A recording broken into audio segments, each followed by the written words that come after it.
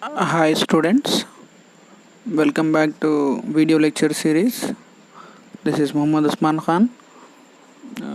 This is the last video lecture in the chapter of digestion and absorption. So we'll discuss the last very few topics which were left over. By this we'll complete the chapter digestion and absorption.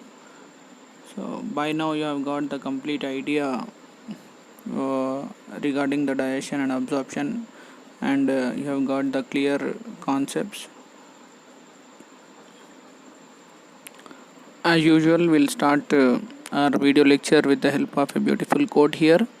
The best view comes after the hardest climb. So whenever you climb whatever height you go, you can see the best view of the world, and the people who are down, they also see you very clearly when you are at the top of the hill. So the best view comes after the hardest climb. So to climb that hill you have done a lot of struggle. So in the same way, if you struggle now, if you do hard work now, you will be at the top of a hill and the world will look at you. I hope all the quotes which were discussed in different video lectures have boosted you. So these are the intention behind these quotes is to give boost up your energy. So the topics to be covered in this lecture are the histology of GI tract, intestinal movements, mechanism of absorption, and digestive diseases. So here is a beautiful diagram showing the histology of GI tract.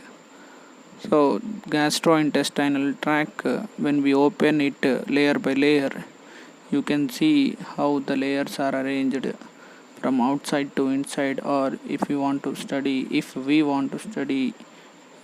look at the diagram very carefully, we'll understand the histology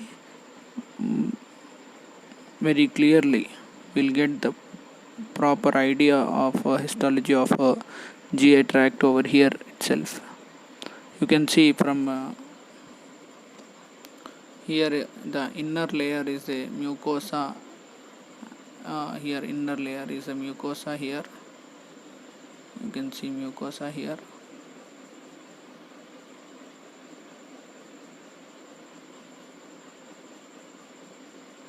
Next you can see around it there is a layer submucosa here, and around that submucosa you can see the layer of circular and longitudinal muscles, that is muscularis, and surrounding the muscularis there is a connective tissue layer that is made up of that is called serosa. Then surrounding that there is a layer that is peritoneum.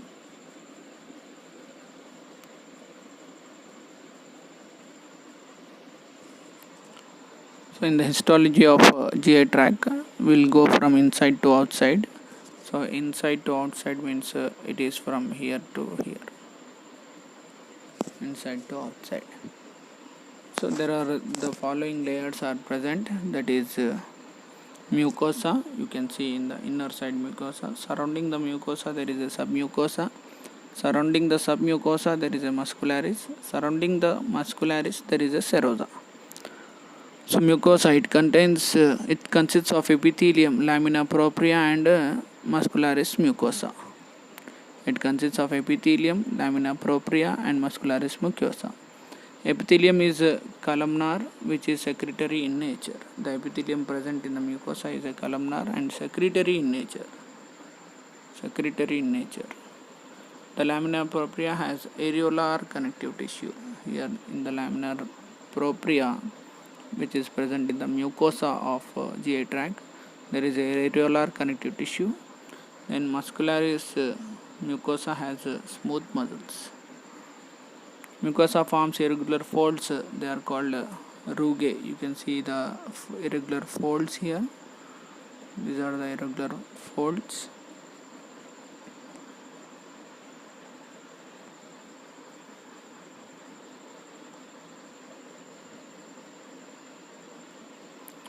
Stomach and small finger-like foldings called villi in the small intestine. The cells lining the villi produce numerous microscopic projections called microvilli. So microvilli are present on the cells that are surrounding the lining the villi, giving a brush border appearance. We have seen the microvilli. These modifications increase the surface area enormously. Villi are supplied with a network of capillaries and a large lymph vessel called lacteal. So there is a lacteal present in the villi. Muscularis mucosal epithelium has goblet cells which secrete mucus. Mucosal epithelium is having goblet cells which secrete mucus. Mucosa also forms glands in the stomach. So they are gastric glands and crypts in between the bases of villi. They are called crypts of Lieberkühn. So there are crypts in between the villi. They are called crypts of Lieberkühn.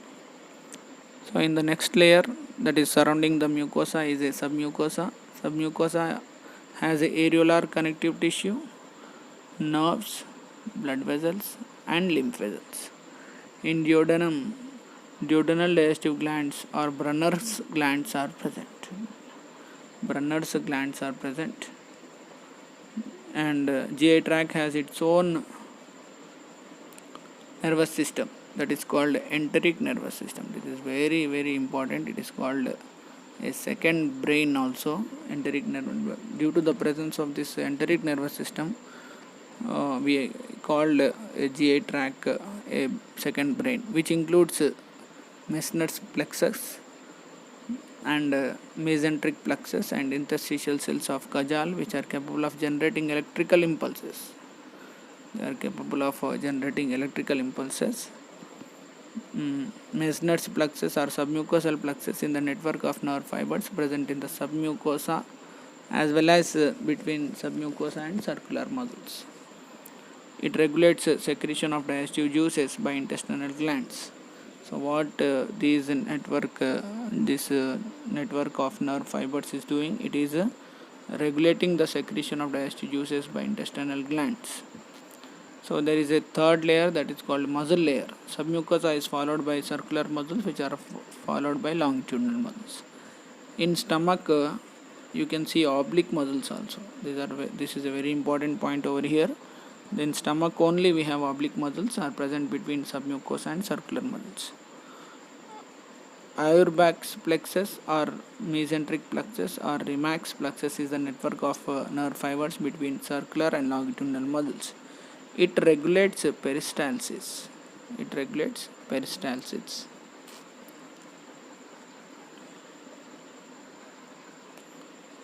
So here is a beautiful diagram showing all. Here you can see mesenteric plexus, and you can see submucosal plexus here.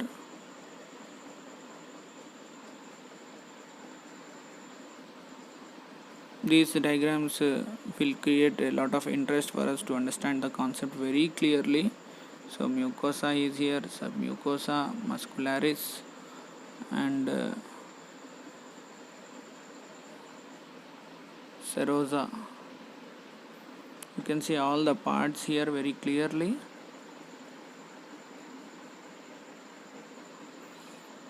Serosa, also called visceral peritoneum. It's also called visceral peritoneum. It is the outermost layer and it is made up of thin mesothelium with some connective tissues. Serosa layer is absent in esophagus. So in the esophagus, this serosa is absent. It has tunica adventitia in place of serosa. So esophagus is having tunica adventitia in place of serosa. Its structure is similar to that of serosa. Mesentery is the fold of the connective tissue which connects intestine to abdominal wall. So you can see here mesentery. This is a mesentery. So this complete thing, it will attach. This mesentery will help. All the mesenteries will help in attaching these parts to the abdominal wall. GI tract is DES, diffused endocrine system of the body, because its hormone secreting enterochromaffin cells are dispersed throughout the system. It's called a diffused endocrine system, as the endocrine hormone releasing cells, enterochromaffin cells, are present dispersed throughout the system. That is why it is called diffused endocrine system.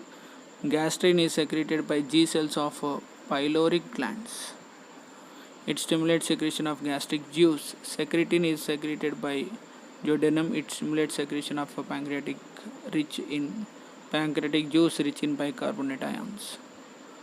And CCK, cholecystokinin pancreozymin, is secreted by small intestine. It stimulates the secretion of pancreatic juice rich in enzymes. So how the pancreatic juice is stimulated? It is stimulated with the help of cholecystokinin. It also stimulates contraction of gallbladder and release of bile juice also. So how the bile juice is regulated? It is also with the help of cholecystokinin. Enterogastrone or GIP, gastric inhibitory peptide, secreted by small intestine. It inhibits the secretion of gastric juice, decreases motility of GI tract. This is a very important slide over here. So it is showing all the enzymes where they are released and what is their function. You have to note down all these points and remember the concepts very clearly. Hormones of GI tract. So there are many hormones.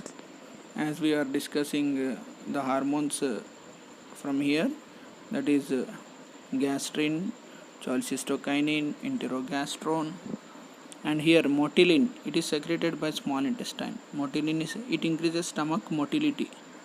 So stomach motility is increased by motilin. Enterokinin stimulates the secretion of intestinal juice, and villi-kinin stimulates movement of villi and enhances absorption.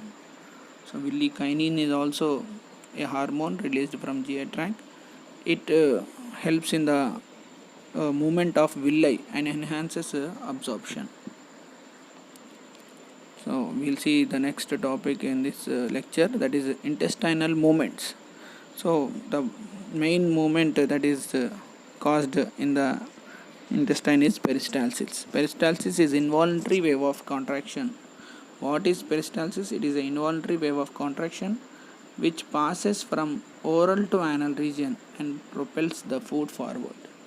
So it is a wave like movement which is this peristalsis helps the movement of food forward from the oral region to the anal region. It is so strong that we can swallow even while hanging upside down. So you should remember this point very clearly, that we can also have our food, we can swallow the things when we are hanging upside down also. So this involuntary wave of contraction is very strong. It holds the food and it doesn't allow the food to go back. It is regulated by medulla oblongata of brain. It is regulated by medulla oblongata of brain, which sends impulses to mesenteric plexus. You can see how the food is how the food is moving in the GI tract here. So we'll see how the food is moved, what are the stages here. So in the initial stage, from mouth to anus, how the food travels.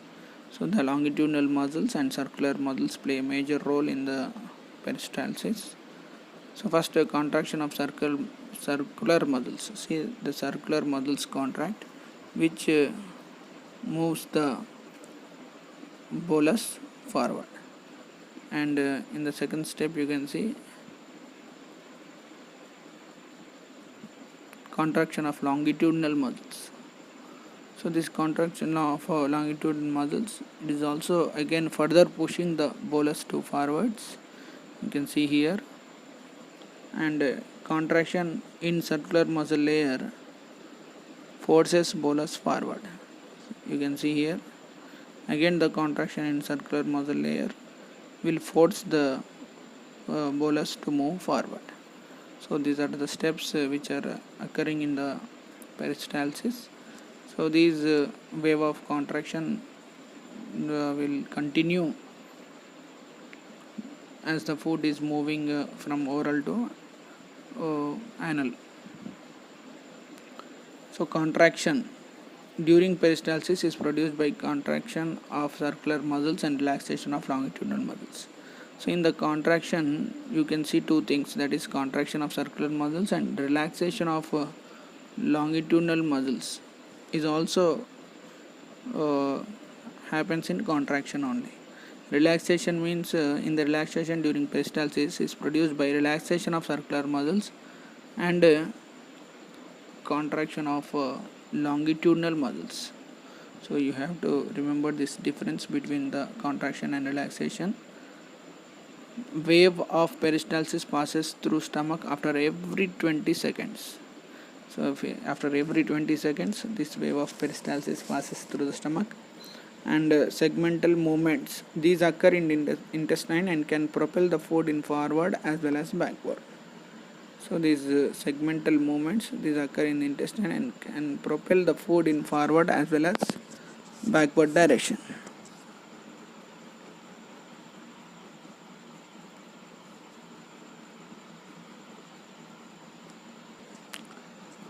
So these segment movements, these result in the formation of a haustra in colon.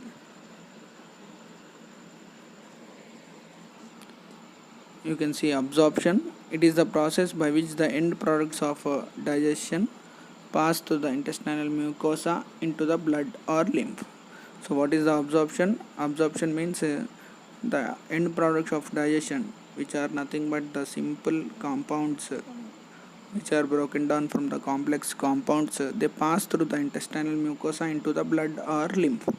About 90% of all absorption of nutrients occurs in the small intestine only.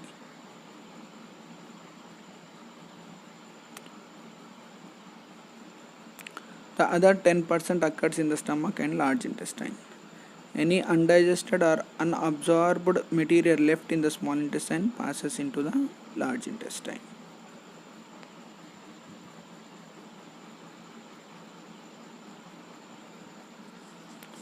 You can see here there is a diagram showing the how much amount of the digestive juices are secreted in our body. Saliva is 1 liter, and if we take liquids through water, that is 2.3 liters. Gastric juice is released 2 liters, and bile juice is 1 liter, pancreatic juice 2 liters, intestinal juice 1 liter. So total ingested and total amount of liquids that are released are 9.3 liters, and small intestine, the things absorbed in the small intestine are 8.3 liters, and the liquids absorbed in the large intestine are 0.9 liters. So it becomes total 9.2 liters absorbed. So 9.3 liters is of 9.3 liters of liquids are released into the GI tract, and 9.2 liters of liquids are absorbed in the GI tract into the body. So only 0.1 liter of liquids are excreted out in feces. So this is the third topic in our this video lecture. Mechanism of absorption. It is carried out by passive, active or facilitated transport mechanisms. So in the absorption there are 3 steps, that is passive absorption and active absorption and facilitated transport mechanisms. So small amounts of monosaccharides like glucose, amino acids and some of electrolytes like chloride ions are generally absorbed by simple diffusion.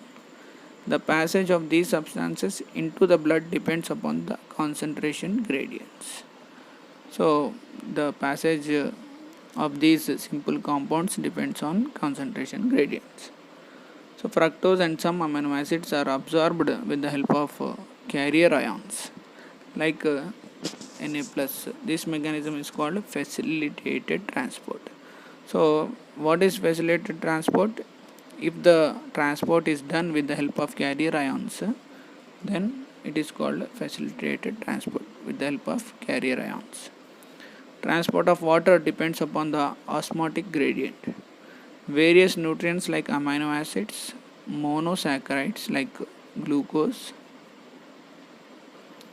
electrolytes like Na plus are absorbed into the blood by active transport. Fatty acids and glycerol, being insoluble, cannot be absorbed into the blood. They are first incorporated into small droplets called measles, which move into the intestinal mucosa. They are reformed into very small protein coated fat globules called chylomicrons. These chylomicrons are transported into the lymph vessels, that is nothing but lacteals, in the villi. So you can see the diagram showing all types of transports here, and glucose and galactose here. So it is a active transport. If the transport is done with the help of electrolytes, that is active transport. And fructose, you can see here, fructose is diffused. It is a facilitated diffusion, and amino acids are absorbed with active transport. Amino acids, dipeptides and tripeptides. And short chain fatty acids, you can see they are becoming they are absorbed into the, they are becoming a chylomicron. Then these chylomicrons are absorbed into the lacteals of villi.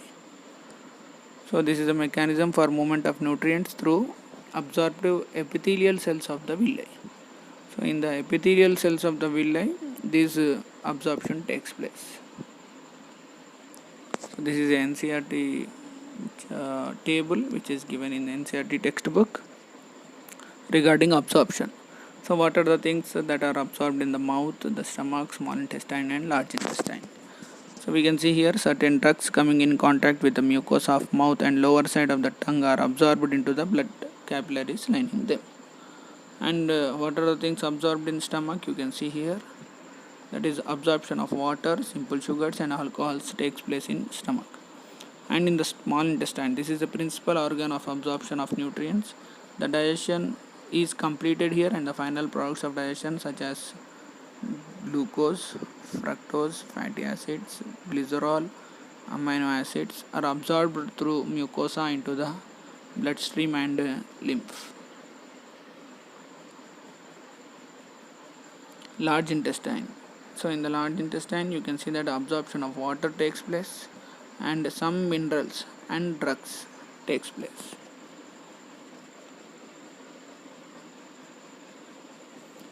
And this is the last topic of this video lecture, and also this is the last topic of the chapter absorption and digestion. So these are nothing but diseases or disorders of digestive system. So the inflammation of the intestinal tract is the most common ailment due to bacterial or viral infections. The infections are also caused by parasites of the intestine like tapeworm, roundworm, threadworm, hookworm, pinworm. So all these worms they infect the intestinal tract and they cause inflammation. And next, the jaundice. The jaundice is the disease. The liver is affected. Skin and eyes turn yellow due to the deposition of bile pigments, bilirubin and biliverdin. And constipation, that is nothing but the feces are retained within the rectum as the bowel movements occur irregularly. And the fourth disease is indigestion. In this condition, the food is not properly digested, leading to a feeling of fullness. The causes of indigestion are inadequate enzyme secretion, anxiety, food poisoning, overeating and spicy food. If we take spicy food or we are taking food in a large manner, that is overeating, and in the case of food poisoning also, and in the case of inadequate release of enzymes, and in the case of anxiety, uh, we'll have the indigestion problem. And what is vomiting? It is the ejection of stomach contents through the mouth is called vomiting. So this reflex action is controlled by vomit center in the medulla. So in the medulla itself, there is a vomit center, and it instructs for the vomiting. A feeling of nausea precedes vomiting. Nausea is nothing but a feeling of vomiting is called itself a nausea.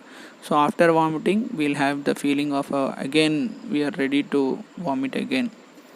And diarrhea, the abnormal frequency of bowel movement and increased liquidity of the facial discharge is fecal discharge is known as diarrhea.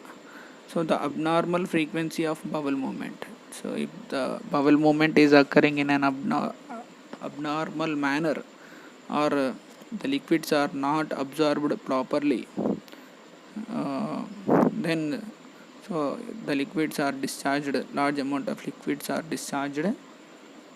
That condition is called diarrhea. It reduces the absorption of food. So in the condition of diarrhea, the absorption of food is very less. So this will end up our video lecture, and also this is the last video lecture in the chapter of digestion and absorption. Hope you have understood the chapter very well, and you have got the clear conceptual understanding on the chapter. This is the first chapter of anatomy, that is digestion and absorption. In the further chapters, we'll go very clearly, we'll discuss all the things, and be with me and watch all my video lectures. And if you have any doubt, you are free to contact me. Until then, bye.